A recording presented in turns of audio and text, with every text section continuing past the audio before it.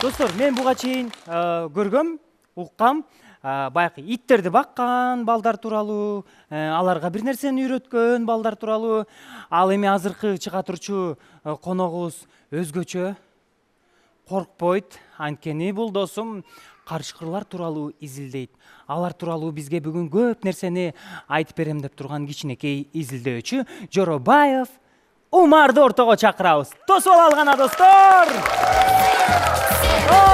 Сен мыктысыңдын сахнасына Умар келет. Ассаламу алейкум. Кандайсың, жакшысыңбы? Ден соолук жакшыбы? Ооба. Жакшы жүрөсүңбү? Ооба. Кайдан келдиң? Баткенден. Баткенден. Алыскы Баткенден келгендиги үчүн бул кол чабуулар сен үчүн болсун. Кандай жатасыңар анан? Тынчпы Баткен? Ооба. Өрүк пиштиби? Пиша элек oro энди башталды. Оро жеп атасыңарбы? Ооба. Тузга малып. Ооба. Адамдын мындай сөөктөрүнөн бери билет экенсиң. Аларды кайдан изилдеп алдың? Карышкырлар менен адамдардын бири-бирине кандай тиешеси бар? Алар мен китептен окуп калдым. Алардын адамдын сөөгү эгизге болсо, алардыкы мындай жатып тургандай болот. 4 буттуу. Алар ошо турушу бизге караганда алар жатып турганда көрүнгөнү менен алар өзүгө тез сезилет. Алар 80 км/часга чейин жүгүрүшөт. Шамдагай экен анда өтө, Эми жаныбарлар менен адамдарды салыштырыш болбойт го, бирок эми адамдарда канча сөөккө бөлүнөт адамдар? Канча сөөктөн турат? Адамдар 306 сөөктөн кичинелер турат, а чоңдор 206 сөөктөн турат. Эмнеге кичинелеринде көп? Кичинелерде алардыкы али биригелек, чоңдордуку биригип кетет, ошондой алар чоңоёт, бою узат. Демек адамдар чоңойгон сайын сөөктөр биригип кетет экен да? Ооба, кичине сөөктөр ошо. Биз 80ге чыкканда бир эле сөөк болуп калбайбызбы анан биригип отуруп? Жок. Мисалы, адамдын манжаларында канча сөөк бар? Адам манжаларында 32 сөөк бар. Сага монда элеби? Ооба. Мындай полныйга эсептегенде. Эмнеге карышкырларды жаратылыш санитары деп атап коюшат? Себеби алар чабырларын, органдарын жана жаштарын жок кылышат. Башка жаныбарларга кол салганда оорукчан жаныбарларды кол салат. Алар оорукчанчыларды издейт да. Издеп аларды табып, жок кылышат. Алар жаштардын өнүгүшүнө мүмкүнчүлүк түзөт. Сонун экен. Эми үйүрү тууралуу айтсаң, карышкырлардын топ-топ болуп жүрүшөт. Үйүрүндө эң көбүндө 45 болот. Алардын үйүрүндө иерархия соблюдать этет. Алар укпаса бири-бирин өзүнүн үйүрүнөн кетет или аларды наказание берет. Кандай кылып жазалайт? Например, өлтүрүп алып таштай алат аларды. Өлтүрүп салат? Өлтүрүп ташайт. Кандай ички булардын саясаты кандай болот дагы? Алар ошо алардын тобунда бөлүнөт да, алар правилаларын карап турат. Экинчиси бар жокту карап турат. Территориясына бирөөлөр кирбей, алар карышкылар кирбедиби? Аларда өзүнүн территориясы болот. Жана бөлтүрүктөрдү карачу карышкылар болот. Алар подростоктор жана алардын ата-энелери. Карышкырлар кайсы учурда эмне себептен уулушат?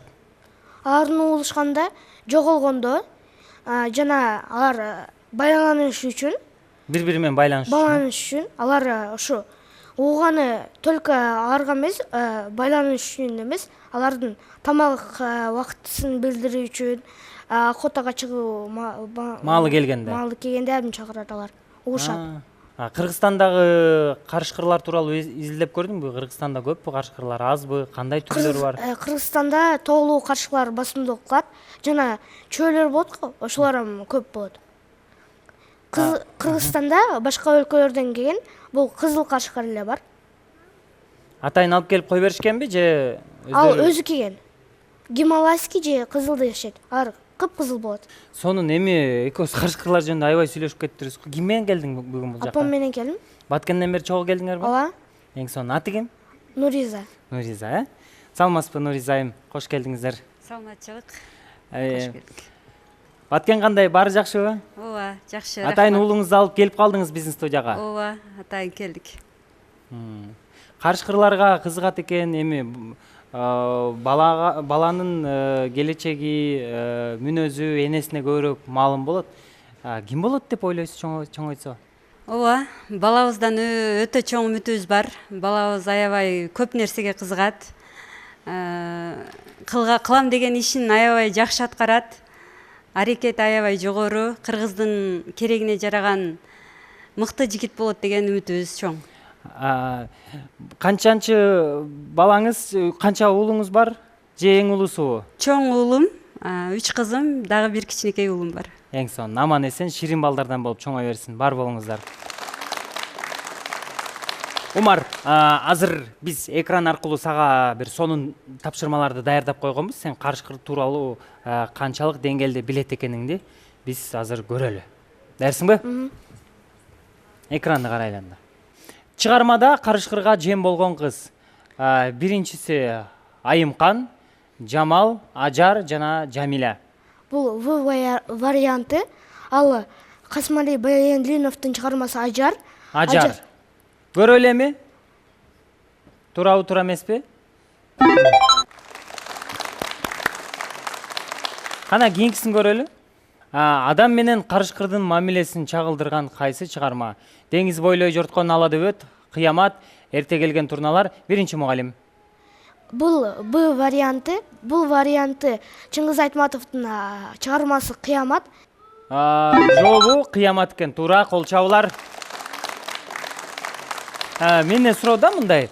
Сен карышкырларга кызыгып отуруп чыгармаларды, адабиятты окуп алдыңбы, же адабияттагы чыгармаларды окуп атып карышкырларга кызыгып кеттиңби?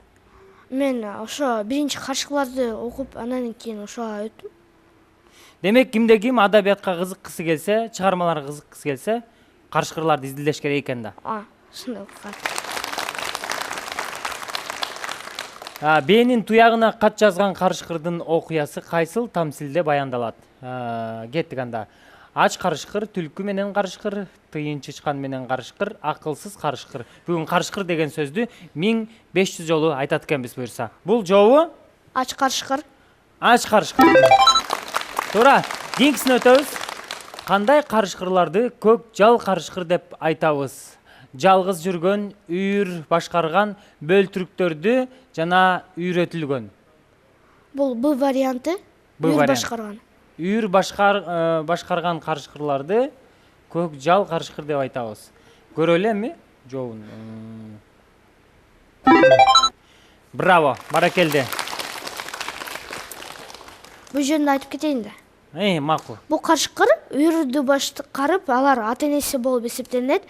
Ал эң күчтүү болсо, алар өзүн түшүнүү, алар кыйын ситуацияларда өздөрү чечет.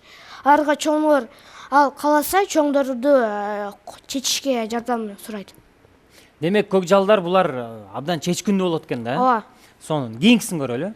Кайсы жомокто карышкыр ит болгусу келет? Кызыл топучан, түлкү менен карышкыр, ач карышкыр, чыпалак бала.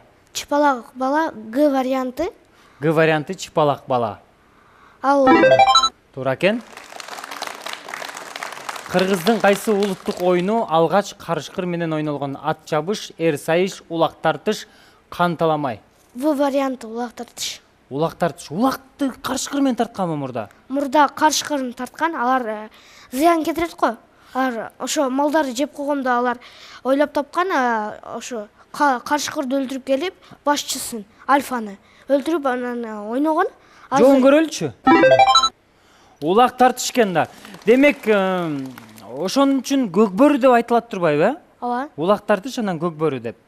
Ооба. Баракелде, эң сонун. Умар, сен чындап мыкты экенсиң. Азыр бизге чыгармадагы карышкырларды айтып бердиң. Алардын образдарын, алардын мүнөздөрүн бизге айтып берип өттүң. Бул чек эмес. Азыр менден дагы бир тапшырма болсун. Азыр экрандан карышкырлар тууралуу дагы кененирээк айтып берсең, досум, Даярсыңбы? Ооба. Ванкувер карышкыры. Көрөлүчү. Ванкувер карышкыры. Ванкувер карышкыры ак болушат. Алар Ванкувер островунда жашайт жана Канада бугларынан кол салышат. Булардын узундугу 100-180 сантиметр. Баракелди. Кийинкисин коелу. Бул Бул гималайский или красный. чөйгө окшош го. Кызыл карышкыр деп коет. Гималай карышкыры деп коет. Сен айтып аткан жанагы Кыргызстанга кирип өздөрү ушул. келген ушул карышкырлар, э? Жакшы экен. Кийинкисин коелу. Жалдуу карышкыр. Бул даана эле чөйгө окшош го. Алар 3 жаныбарга окшош болот. Биринчи өзү карышкыр, экинчи алар түлкүгө жана узун буттуу оленьдерге окшош болот. Ошондо жообун көрөлү бул карышкырдын. Жалдуу карышкыр экен, туура. Булардын узундугу 90-130 сантиметр болот. Алардын килограммы 25-30дан ашпайт. Бул Ибериялык карышкыр. жообун көрөлү. Ибериялык карышкыр дейт. Туура экен. Бул жөндө Ибериялык карышкыр Бразилия менен Испанияда жашайт. Алар ошо жүзүмдү аябай сүйүп жейт. жүзүм жешеби? Жүзүмдү сүйүп жейт. Алардын килограммы эркектеринки ошо 35-50 килограмм. Ургачысыныкы 25-40 килограмм болот. Эт жейби же жүзүм эле жеп жүрө беришеби? Этам жүзүм жейт. Жүзүм жейт. Бар жогам жеткен да.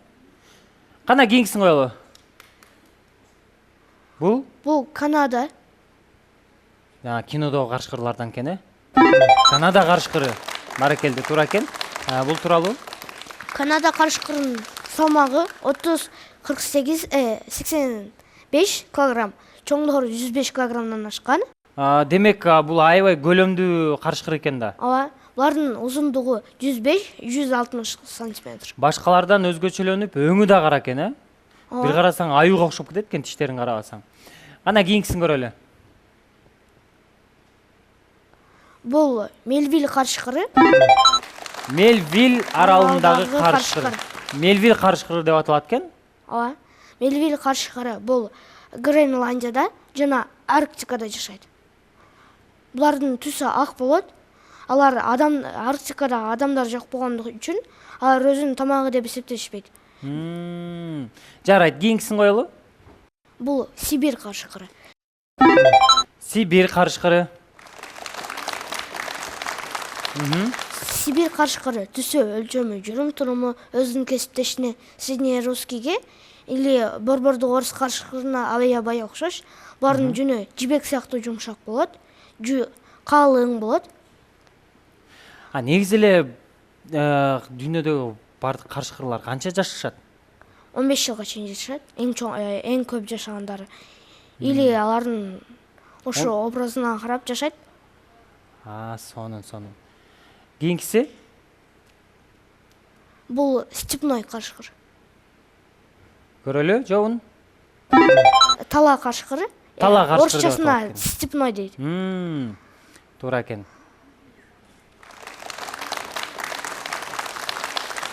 Бул тууралуу? Бул тууралуу маалымат. Булардын жүнү каттуу болот. Алардын алар Казакстан жана Орто Азия чөлүндө жашайт. Демек, булар Кыргызстанда да бар болушу мүмкүн экен да? Болушу мүмкүн. Алар чөлдөрдө жашайт. Жарайт. Кийинкисин коелу. Бул пустынный или чөлдөгү карышкыр. Чөлдөгү карышкыр же чөл карышкыры. Чөл карышкыр экен. Туура. Булар ысыкка көбүрөөк чыдайт окшойт. Ошондой болот. Булардын жүнү, булардын жүнү каттык болот. Алардын булардын айырмасы алар чөлдө тала карышкырынын айырмасы алардын кулагы узунураак болот. Жана турук болот да. Тоо ташта жашаган карышкырлар чөлдө жашай алабы?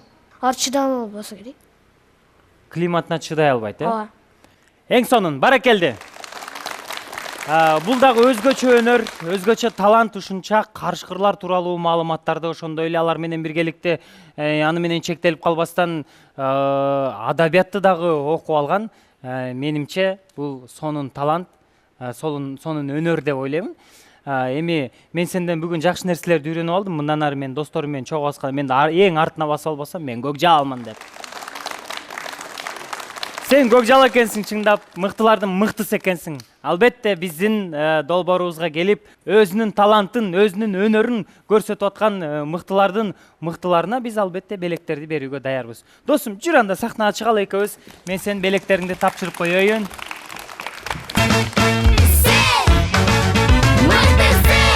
Анда эмесе Баткен облусунан келген Умардын белектерин ортого алып чыгып коюңуздар. Ажообуздун атынан ушундай белектерди тапшырып коюуга даярбыз.